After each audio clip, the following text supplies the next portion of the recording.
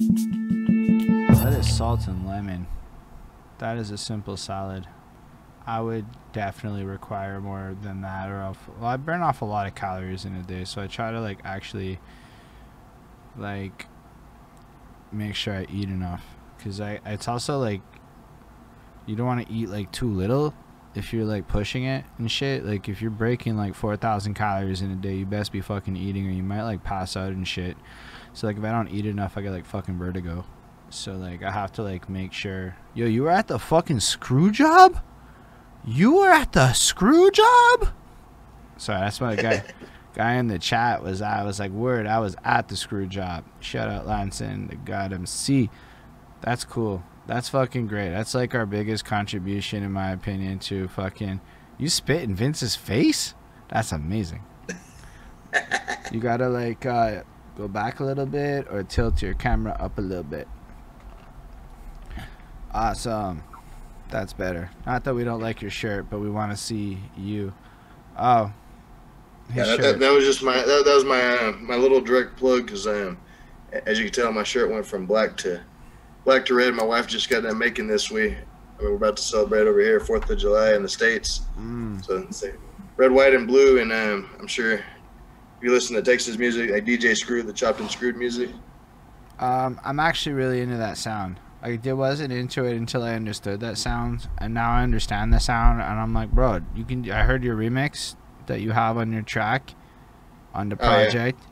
That is the one I felt the most compelled to hit that little heart button on Spotify. Like I just had to like fucking hear that one again. There's something to the vibe of it where it just takes people and just grooves it the fuck out, and you just. I love the way it chops. I had one done for one of my tracks because I fucked with it real heavy once my boy was doing it. It's like once you like hear a song you really like and then you hear it like redone, you're like, oh.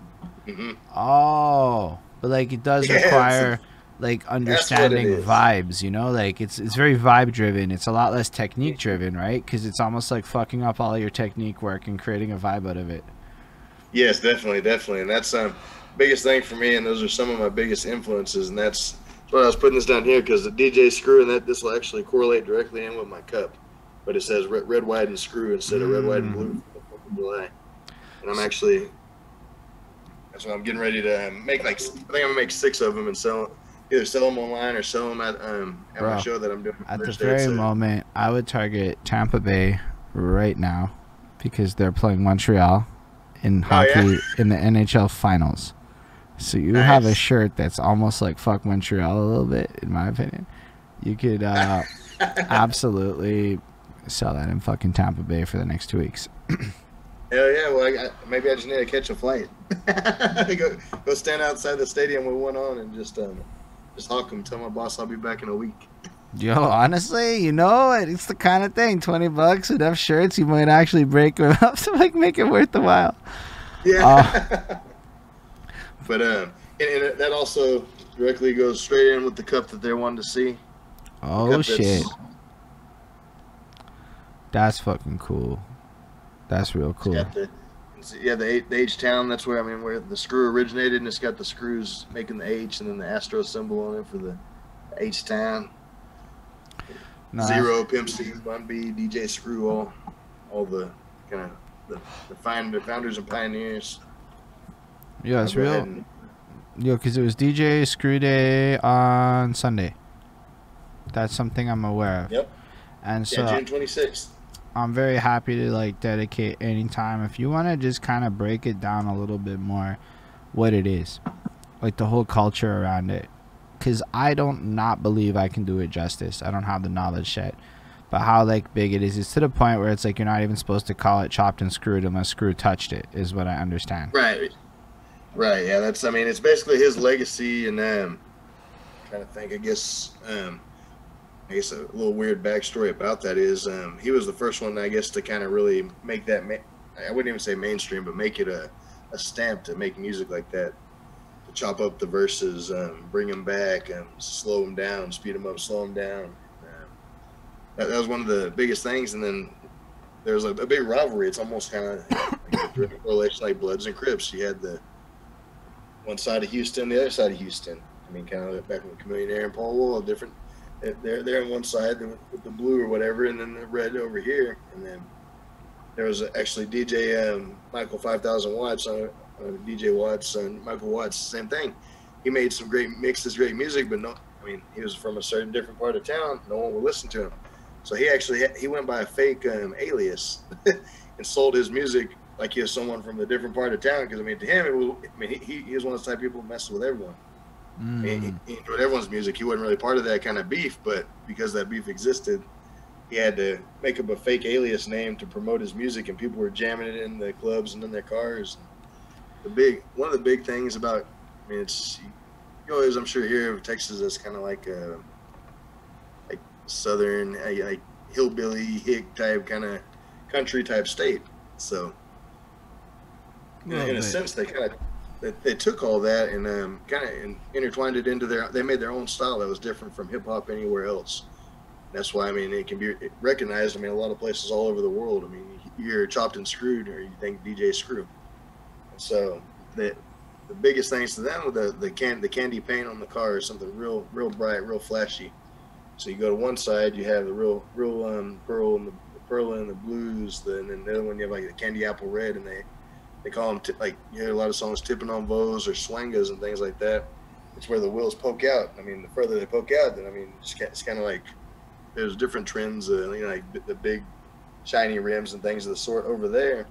They put the Vos, the 80 Vos and things on their rides where they poke out real wide. Bro, I had no idea what a Vos was. I've heard that shit in rhymes before, and I didn't know what it was. It's just like one of them words you hear and you don't care about it, honestly. I had no idea what the fuck it was. It's specific to a certain type of wheel, a certain type of rim that they used to put on the cars over there, and that was like a staple and a trademark for the Chopped and Screwed era in that culture, in the music and everything. It's kind of neat. Yeah, I barely ever think about car culture because, like, we can't have cool lights on the bottom of our cars, and we can't have cars that bounce. So, like, I've never seen a bouncing car. I've just never seen any of this shit in real life. Like, I know it exists. I know it's a thing. But I also know it's a thing that's highly correlated to, like, this world of music that I'm also really disconnected from because it's not here. Or prevalent to my knowledge here. Yeah, and that is something different, and it's great. I mean, it's kind of neat talking to you and seeing the two different worlds of how we grew up differently too. Because even though, I mean, I'm a white guy, but my culture is so mixed and diverse of what I've grown up around. So I actually spend a lot of time at like lowrider shows and stuff with the Hispanic culture. Is probably what I'd probably directly correlate. I guess if I had to pick one that I've spent the most time around, has been around Hispanic culture. And we always go into the lowrider, same thing, like real bright paint jobs, and they like a little more gold on the cars, the smaller wheels, 100 spokes and things of the sort. And then, I mean, yeah, I love lowriders. I mean, I want a 64 Impala is one of my dream cars with the chop top or drop top roof, and have about 6 batteries in it, and we can have it hop and drop it all the way down, stand it on 3 wheels. Yo, that's serious. Like, just to, like it's serious shit. Like, I mean, I know it's all real and stuff, and I know to a lot of people watching it, my bamboozlement might be kind of astounding, but yo, like, there's not even that many fancy fucking paint jobs in Montreal. Like, you don't get a lot of that. It's super rare. People have, like, really standard looking cars. Like, if anything, you buy a Tesla, and that's how you're flexing these days. But, like, yeah, it's all, like, I don't know. I know the country is different, so I don't know fuck all about, like, the no aftermarket mods. Yeah, that's what the rule is. But yeah, like, I don't know. I'm sure in the country there's some shit, but, like, bro, I'm never in the country. Like, I don't know anything about the country in Quebec. I don't know anything about it. My girlfriend knows more than I do. But so that's just super nifty to see how, like, because that kind of stuff shifts everything about the musical culture, right? So if, let's say, car culture hypothetically is mad important towards the sound of a certain geographical region, and you come from a place like my place where it's not, if you're trying to jack that sound, hypothetically speaking, it's probably not going to connect the same way because so many roots of that culture, that sound that made it work where it came from, at least for the artists who created it, are just, like, there. Not to say that the sounds won't work, but, like, the package won't feel right. Yeah. And it's kind of neat seeing that. And even though I've only been making music for a year or so, some of the first few features that people actually sought out and reached out once they heard my music and say, "Hey, I really want you to work on this song or something." An interesting thing is, me and a guy named Ace Flo did a song called "Burn Slow," and I recorded it 8 months ago. Whenever I was 6 months into rapping, and it was one of the first features I ever did, and he released it last week. Hmm. And it was cool because I did a hook and a hook and a 16-bar verse for it, and it's all chopped. The hook is chopped and screwed, and that's why this guy lives up in Iowa. And he said, "Man," he said, "I heard what you're talking about song, which to me lyrically I don't think is a great song, but that's a great song to kind of really tap into that chopped and screwed culture. Mm. It's got a screw hook on it, and basically the whole song is about Texas and about the screw culture and just that whole environment." And that's what this guy had heard, and he said, "Man," he said, "I like it." He's like, "Because you have a different sound." He's like, "You got a little bit of that, you got a real strong accent, like a southern, more like what people would associate with like country accent. But you hear more like country music." Is I'm gonna have to agree with this fine fellow. It was the first thing I thought when I talked to you. I'm like, yo, he that kind of so in terms of the voice.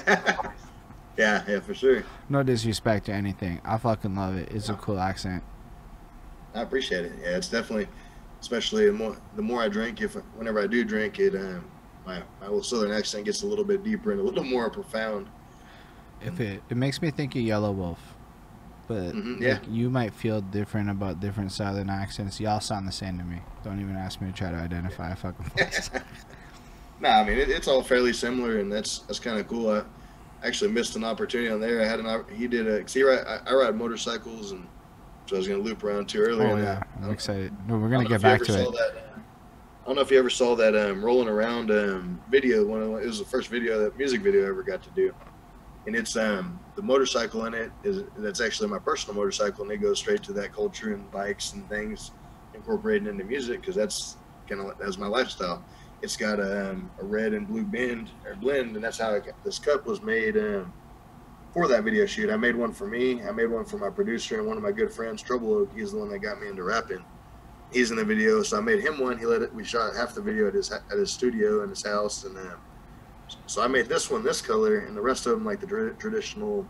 I don't know if you've seen like the DJ screw, like the purple dripping, which so came from how Pimp C died. His liver failed from drinking too much lean, and they kind of popularized that before it was actually popularized. It was just what they did. It wasn't like a Right. clout chasing type thing. It's just, they went to parties, they poured it in their Sprite, and they had a good time before anyone knew what the hell it was or what it did. They just I remember Zero got a hold of it, and then Pimp C drank it all the time, and of course his liver shut down and he died. Rest in peace to the pimp. But yeah, him and Bun B had that group UGK together. But Wonderful group. so yeah, I had this one. I made one for my buddy Trouble Oak, and then one for his name is Lonely. He's in a two-man duo called Greenhouse. Me and him have done a couple songs, a couple videos together. But he featured on a song for me, and he was actually one of the first ones to feature with me. He's a really talented musician he's from Hobbs, New Mexico as well. But me and him didn't know each other outside of music. Right. And he said, I see how hard you're working. You're barely starting. But he said, I won't charge you a thing. He's like, for our first one, I do it for you, and I'll try to help you anything you need too. Great guy. And so I made him a cup just to kind of say, hey, thanks, I appreciate you, type of deal. Had some custom ones made, and then one for the guy that produced and directed the film with Diamonds Rising, my buddy Fabian Navarro. He's really talented with the camera. So that's just kind of, I like to do, if people show that kind of love to me, I want to find some sort of way, and that's my way of saying, hey, I appreciate you. Yeah, smart. That's a knowledge nugget, everyone. Those kinds of gestures work. You can definitely see that in the video right there. You can see, because they're all holding their cups in the video too. And so I think it'd be a cool thing for the video, and then also something for them to have with their name on it. Because I put Kronoz on mine, and then put their artist names or their business on theirs. Right. And I painted my bike the same way, the roundabout way, and then same thing. My bike has the parental advisory. I'm stamp painted into the front fender.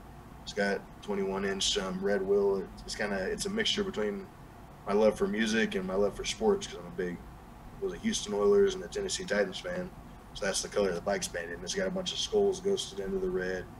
pool derricks purled into it where you can't see until the sun hits it. It's got a nice little stereo system on it and whatnot. And it's a cool little bike that kind of my dream come true type thing that I always wanted to do.